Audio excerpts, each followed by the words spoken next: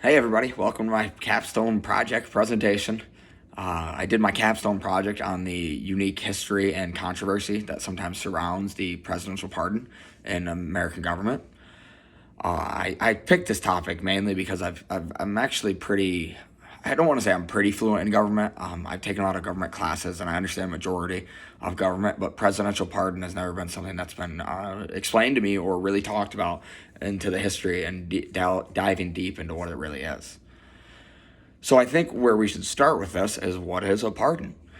We can kind of loosely define a pardon because there really isn't a clear definition within the Constitution of what it really is.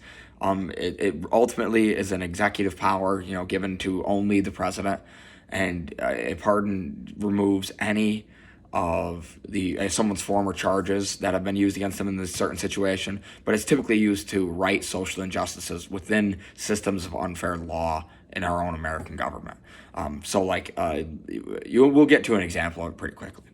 It's listed right in Article 2, Section 2 of the Constitution, where it talks about some executive powers. It talks about how the president is the commander-in-chief of the military, the ultimate head guy. But then at the ending of it, it says, he shall have power to grant reprieves and pardons for offenses against the United States, except in cases of impeachment.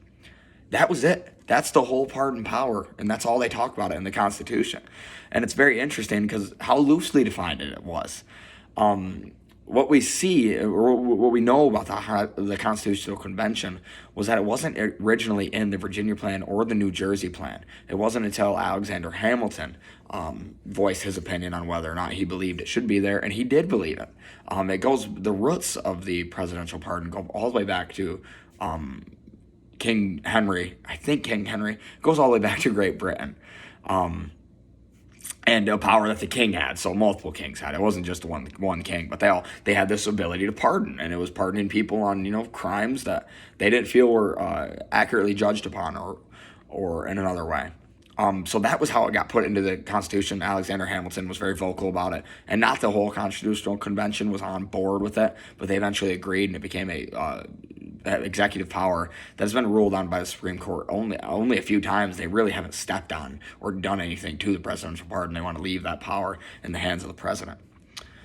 One of the earliest uses, and I think it's honestly maybe the best use of the presidential pardon that I found in my research, during George Washington's presidency, there was a whiskey tax that was put forth by legislation. We know George Washington very rarely used a veto, and the whiskey tax was put in place by American legislation.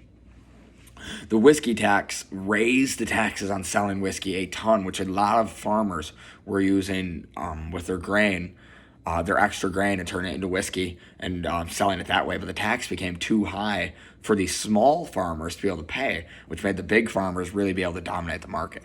Looking back, terrible law because everybody was taxed evenly, blah, blah, blah. It just doesn't work for the small guy as much as it does for the big guy. Anyways, the rebellion started from these small farmers, and a couple men were charged with treason. George Washington felt that it was unlawful, that they were charged with treason, and pardons them very quickly, dropping all charges against them and everything. What we learned 4 years later, Thomas Jefferson's presidency, is he goes in and right away repeals the whiskey tax. So what we see is this perfect example of a president going in early and saying, you know what, this law probably isn't right, but we don't have time to fix it. I'm going to pardon you, allow you to walk, and then we'll go from there. I think the pardon has massively changed through that time, and the pardon is now typically grouped in with other forms of clemency. Clemency are described, it's a form of like mercy that we're showing to the people of social injustices. Commutations are usually grouped in with the pardon power. Commutation would be a reduction of sentence for people who have already been charged. Typically the pardon happens before the charge. Not all the time though, it can happen after as well.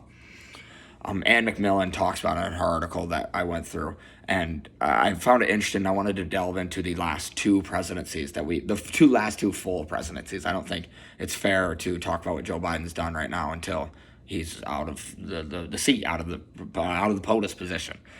And the numbers are really unreal.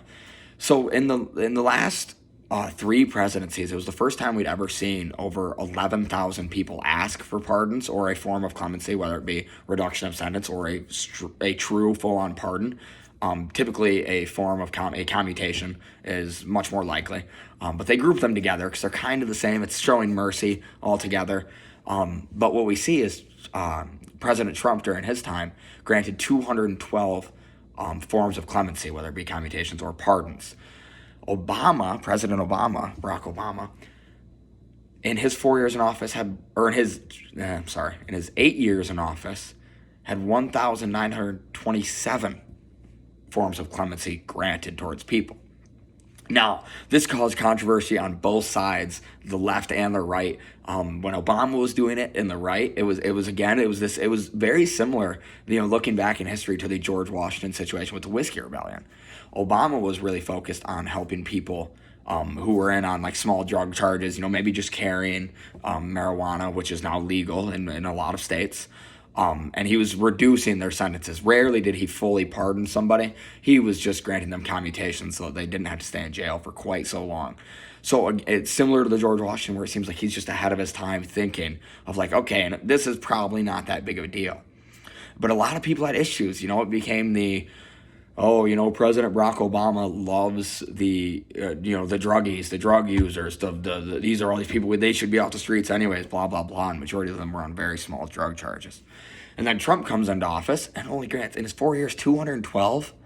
That is not very many. However, the reason why is majority of the people he was granting clemency or giving clemency to were people he knew or were directly associated with him politically. This is incredibly interesting.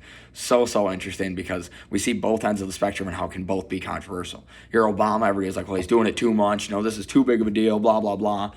But then Trump comes in with 212, and it's still a big deal because of who he's pardoning rather than how many. I think the presidential pardon is so interesting, and I really did enjoy researching it. My own opinion of presidential pardons is I really do think they're a good thing when used properly, right? Like a lot of good things, as long as you're not abusing the power. You could argue that certain times throughout history that we have abused our power. We've seen that Bill Clinton pardoned his own brother on drug charges, which just seems like the fact that there's no check for that, like he can just do that for his own family, seems very, very wrong. And honestly, it sounds like you're abusing your power. But I think the way it is in the Constitution, it works. I do think there's more guidelines that could be put in, but it's there for a good purpose, and I don't believe every president has the right purpose and intent behind what they're doing. I found this project extremely interesting to research. I actually enjoyed learning a lot about the presidential pardon and how it's come to be what it is today. The last thing I wanted to tell you guys was that majority of clemency you are requested, right? The whoever is in charge will request it, go to the pardons office that the president has. In the last three presidencies, we've seen over 10,000 requests for clemency. It had happened one time before that. And every presidency, there was only one other president with 10,000 total requests. And that is so interesting to see how much people are asking for forms of clemency. So interesting. Thank you guys. Have a nice day.